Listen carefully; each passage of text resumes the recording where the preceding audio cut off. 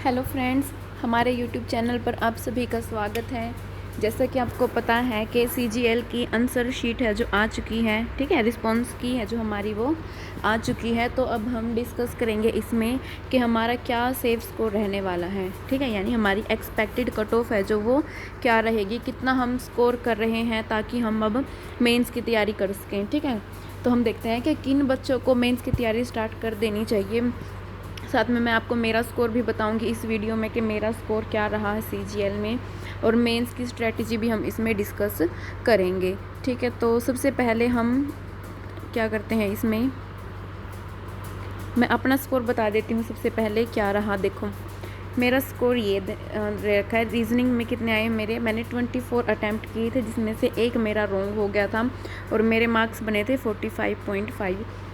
जीए में मेरे में कितने 19 क्वेश्चन मैंने अटैम्प्ट किए थे जिसमें मेरे 2 क्वेश्चन रॉन्ग हो गए थे और मेरे मार्क्स बने थे 33। और मैथ में 22 किए थे मैंने और एक रॉन्ग हुआ था और मेरे मार्क्स बने थे 41.5। और इंग्लिश में मैंने 25 अटैम्प्ट किए थे और 4 रॉन्ग हो गए थे और मार्क्स आए थे मेरे 40। देखिए इंग्लिश में तो मतलब जल्दबाजी में मेरे से 2-3 गलतियां हो गई थी। 2-3 क्वेश्चन मैं मानती हूँ सिली मिस्टेक थी, वो मेरे से जल्दबाजी के चक्कर में ही वो गलती हुई थी। तो लेकिन मैंने अभी आंसर की मैच की ना जैसे, तो मुझे लगता था कि वो मुझे आते थे और मैंने गलती से दूसरा क्वेश्चन है जो वो उस पर टिक कर दिया था। लेकिन मैं आगे मेंस के लिए ध्यान रखूँगी, ठीक है। तो ओवरऑल जो मेरी मार्क्स बने हैं वो रो मार्क्स मेरे 160 बने हैं, ठीक है। रो मार्क्स 160 बने हैं और मैं क्या कर रही हूँ, मैंने अब मेंस की तैयारी भी अब स्टार्ट कर दी है, ठीक है, क्योंकि 160 मेरे ख्याल से बहुत होते हैं रो मार्क्स, अगर 160 हैं तो सही है। और दोस्तों जीए में भी मेरे 33, मुझे पता है आप सब बोल रहोगे कि मेरे मार्क्स कम आए हैं, लेकिन दोस्तों आप यकीन मानो या ना मानो, लेकिन मैंने सिर्फ 20 दिन की ही तैयारी की थी, ठीक है। 20 दिन में ही मैंने तैयारी की थी और उसका मेरा ये स्कोर है। क्योंकि आप सबको पता भी है मैं पहले से ही वर्किंग हूँ, ठीक है, मैं जॉब भी कर रही हूँ साथ के साथ, तो मुझे थोड़ा बहुत ही टाइम मिल पाता है जिस वजह से मैं ज़्यादा टाइम नहीं दे पा रही थी। तो मैंने सिर्फ 20 दिन ही तैयारी की थी और वो मेरा ये स्कोर है, ठीक है। और अब हम करते हैं अपनी, देखते हैं कि क्या सेफ स्कोर हमारा रहने वाला है, ठीक है, एक्सपेक्टेड कट ऑफ क्या जाने वाली है हमारी। देखिए दोस्तों सभी ने अपने जो भी स्कोर है वो चेक कर लिया है और जो मतलब 140 प्लस है ना, वो तो मतलब ये श्योर मान के चलो कि उनका सिलेक्शन पक्का है।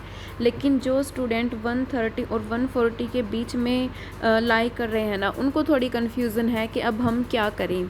मतलब वो बिल्कुल जो बोलते हैं ना लाइन होती है जो डेंजर लाइन वाली, इस जीवन पे है वो, अगर इसको क्रॉस कर गए इसका मतलब वो उनका बेड़ा पार हो जाएगा, उनका प्री क्लियर हो जाएगा। और जो इसके नीचे रह गए मतलब वो रह जाएंगे, ठीक है, उनको अगले साल ट्राई करना पड़ेगा। तो हम देखते हैं कि हमारा सेफ स्कोर क्या रहने वाला है। तो पहली बात दोस्तों ये कि आप रिज़ल्ट का वेट नहीं करोगे। रिज़ल्ट सबको पता है नवंबर लास्ट में रिज़ल्ट आएगा, 20 नवंबर के बाद शायद रिज़ल्ट आए, तो उसका वेट नहीं करना है। कौन स्टूडेंट है जिनको मेंस की तैयारी स्टार्ट कर देनी चाहिए, देखिए जिसके 130 प्लस है ना वो तो बिल्कुल ही लग जाओ, ठीक है। जिसके 130 प्लस है वो अपनी तैयारी स्टार्ट कर दो मेंस की आज से ही, ठीक है। लेकिन जिनका स्कोर 125 प्लस है, ये मैं जनरल कैटेगरी की बात कर रही हूँ एक बार, जिनके 125 प्लस है ना तो वो भी अपनी तैयारी स्टार्ट कर सकते हैं। क्योंकि हो सकता है अगर आपकी शिफ्ट थोड़ी सी डिफ़िकल्ट थी तो नॉर्मलाइजेशन से वो मार्क्स आपके बढ़ जाएं। देखिए नॉर्मलाइजेशन से अच्छे मार्क्स बढ़ जाते हैं तो वो कोई बात नहीं है। आप अपनी शिफ्ट एनालाइज़ कीजिए और ये देखिए अगर डिफ़िकल्ट शिफ्ट है तो उसमें मार्क्स आपके बढ़ सकते हैं। तो मैं तो ये कहूँगी कि 125 प्लस वाले सभी बच्चे अपनी मेंस की तैयारी स्टार्ट कर दीजिए। अब अगर हम बात करते हैं एक्सपेक्टेड कट ऑफ की, ठीक है, अगर हम एक्सपेक्टेड कट ऑफ की बात करते हैं तो उसमें देखिए दोस्तों कैटेगरी वाइज लिख देती हूँ मैं, जैसे जनरल हो गया, फिर ओबीसी, ईडब्ल्यूएस हो गया, एससी और एसटी, ठीक है। तो अगर हम बात करते हैं सबसे पहले जनरल कैटेगरी की, तो जनरल कैटेगरी के लिए ये मान के चलो 135 के अराउंड कट ऑफ हो सकती है, ठीक है, प्लस माइनस 1-2 हो सकता है, लेकिन हम ऑन एंड एवरेज की बात करते हैं तो 135 कट ऑफ इसमें जा सकती है जनरल की, ठीक है। और अगर हम बात करते हैं ओबीसी की तो ये भी 130 के अराउंड कट ऑफ जाएगी इनकी भी, ठीक। अगर हम बात करते हैं EWS की, तो EWS की भी 126 127 के अराउंड EWS की कट ऑफ जा सकती है।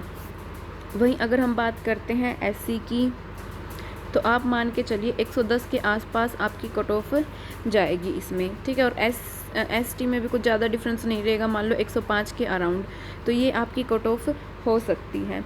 तो जिन भी स्टूडेंट्स के मार्क्स इनसे ज़्यादा बन रहे हैं तो आप मेंस की तैयारी कर दीजिए। नहीं तो जिसके भी इनसे थोड़े बहुत कम है, मतलब अगर 5-7 नंबर का डिफरेंस है ना, जैसे कि 135 है, मान लो आपके 130 125 मार्क्स तक आ रहे हैं और आपको लगता है कि हमारी शिफ्ट डिफ़िकल्ट थी, तो अब आप तभी मेंस की तैयारी स्टार्ट कर दीजिए, ठीक है। तो अब हम बात करते हैं स्ट्रेटजी की। देखिए दोस्तों, अगर आप तैयारी करना चाहते हैं तो उसके लिए सबसे मेन चीज़ होती है हमारे पास स्ट्रेटजी होनी चाहिए। क्योंकि बच्चे क्या करते हैं, सिर्फ पढ़ने में लग जाते हैं, लेकिन जब तक आपके पास आपकी खुद की स्ट्रेटजी नहीं होगी ना, तब तक आप एग्ज़ाम क्लियर नहीं कर पाएंगे। अभी मैंने बताया कि मैंने 20 दिन में प्री की तैयारी की थी दोस्तों। मैंने एक स्ट्रेटजी बना के रखी थी पेन पेपर पे, ठीक है। पेपर पे मैंने स्ट्रेटजी बनाई थी और मैंने उसी को फॉलो किया था और तब मेरे मार्क्स से। लेकिन अब मैं मेंस में मतलब कोई भी ढील नहीं दूंगी, मैं उसकी अच्छे से तैयारी करूंगी। तो मैंने क्या किया, अपनी स्ट्रेटजी बनाई हुई है और उसको मैं अच्छे से डिटेल में अगली वीडियो में आपको शेयर कर दूंगी। अभी मैं ऐसे ही बता देती हूँ। जैसे सभी को पता है कि इसमें कौन कौन से सब्जेक्ट आने हैं, मैथ हो गया, रीजनिंग हो जाएगा, ठीक है, इंग्लिश हो गया हमारा और GA हो गया, ठीक है। तो मैं इसमें क्या करूँगी, देखिए दोस्तों, बेसिक तो अब अगर आपका प्री निकल गया इसका मतलब आपके बेसिक वगैरह अच्छे से क्लियर हैं। तो अब क्या करना है, सबसे पहले मैं क्या करूँगी, मैथ्स है जैसे कि, तो या तो मैं जैसे डेली एक चैप्टर उठा लूँगी, उसकी वीडियो देखूँगी अच्छे से, जैसे कि आदित्य सर की देख लूँगी या गगन सर हैं जो, उनकी देख के, दोनों की देख के मतलब अच्छे से, और अपने कॉन्सेप्ट है उनको क्लियर करूँगी मैं, ठीक है। और डेली मैं एक मॉक टेस्ट भी दूंगी सब्जेक्ट वाइज। जैसे मैथ है, मैथ में सबको पता है कैलकुलेशन वगैरह अलग होती है, थोड़ी डिफ़िकल्ट भी हो जाती है, कॉन्सेप्ट भी अलग हो जाते हैं। तो मैं मैथ का डेली एक मॉक ज़रूर दूंगी, ठीक है। सेक्शन वाइज दूंगी मैं whole length, complete length test होता है जो फुल लेंथ, वो मैं अभी नहीं देने वाली, मैं सिर्फ सेक्शनल टेस्ट दूंगी। जैसे मैथ में मैंने फर्स्ट टॉपिक किया परसेंटेज, 1 दिन या 2 दिन जो चैप्टर बड़े हैं, जैसे परसेंटेज हो गया, प्रॉफिट लॉस, ये चैप्टर थोड़े बड़े हैं, इनको मैं 2 दिन में कंप्लीट करूँगी और उसके बाद उनका मॉक दूँगी, ठीक है। और चैप्टर वाइज ही मैं मॉक देने वाली हूँ। रीजनिंग में मैं कुछ भी नहीं करूँगी, सिर्फ इसका भी डेली का एक मॉक दूँगी मैं सेक्शनल, ठीक है, एक मॉक। उसके बाद अगर हम बात करते हैं इंग्लिश की, तो देखिए दोस्तों, इंग्लिश के मैंने रूल्स हैं जो वो बना रखे हैं, ग्रामर के रूल्स, मैं उन्हीं को पढ़ूंगी। और अगर आपको भी वो करना है ना दोस्तों, अगर आप वो एक बार वीडियो देख लेते हैं रूल्स की, उसके बाद आपको इंग्लिश में कोई भी प्रॉब्लम नहीं होगी। तो हमारे चैनल पर ही, वैसे मैंने MTS के लिए करवाए थे वो, लेकिन आप भी उसको देख सकते हैं क्योंकि इंग्लिश के ग्रामर के रूल्स सभी के लिए सेम होते हैं।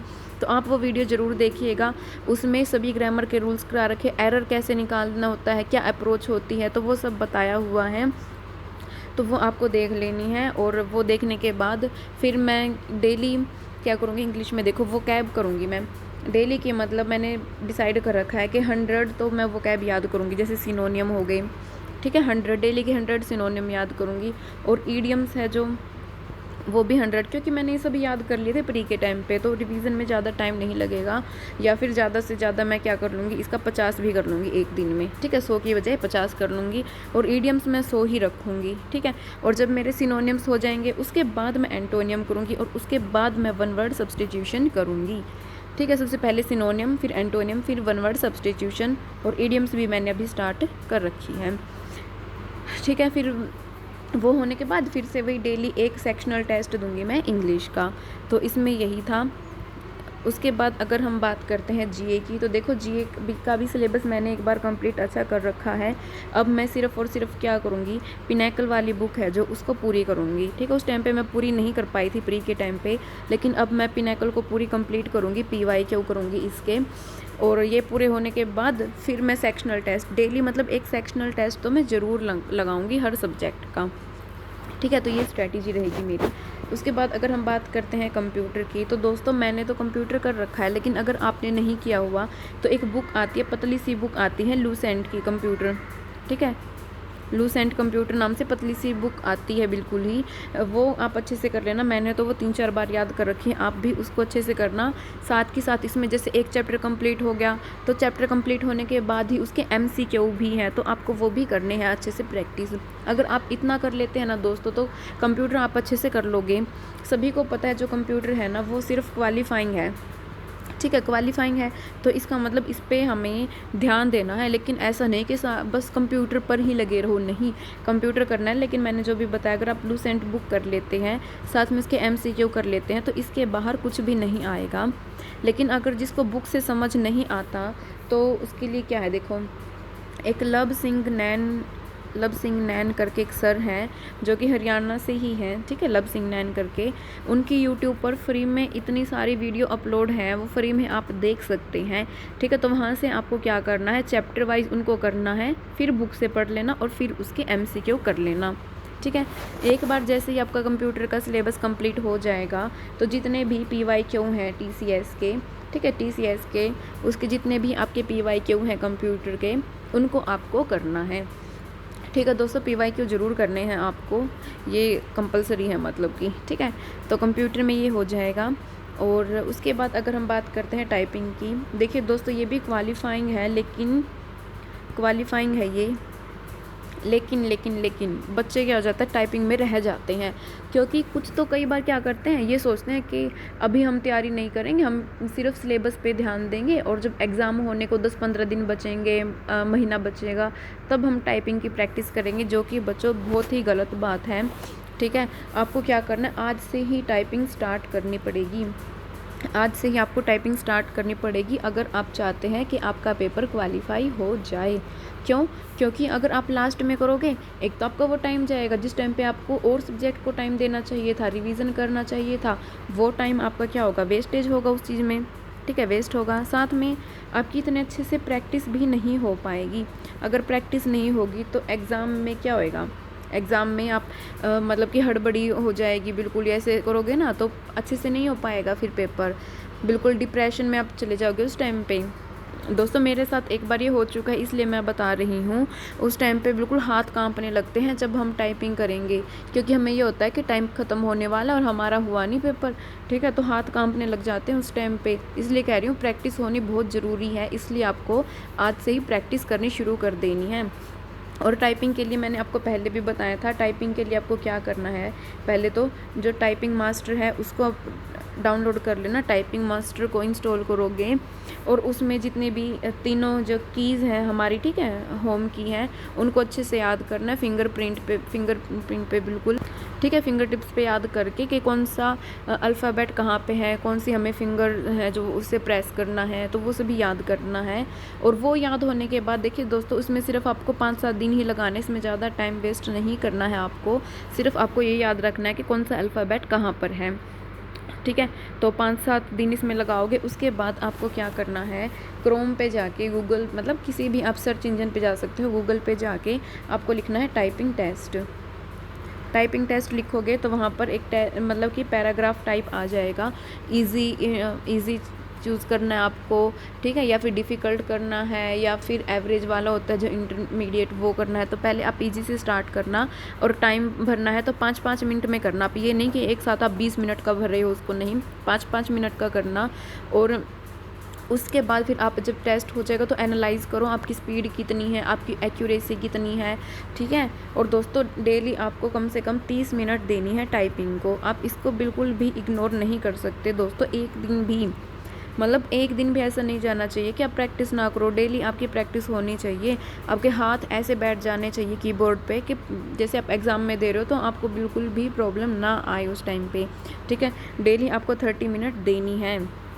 तो दोस्तों ये हमारी मेंस की स्ट्रेटजी रहने वाली है और मैं एक नेक्स्ट वीडियो में मैं आपको फुल डिटेल में स्ट्रेटजी बताऊँगी अपनी, ठीक है, फुल डिटेल में मैं स्ट्रेटजी बताऊंगी जो अपना के मैं करूंगी। और मैं अगर आप भी उसको फॉलो करोगे ना तो सच मानिए आपका स्कोर बहुत ज़्यादा इम्प्रूव होने वाला है।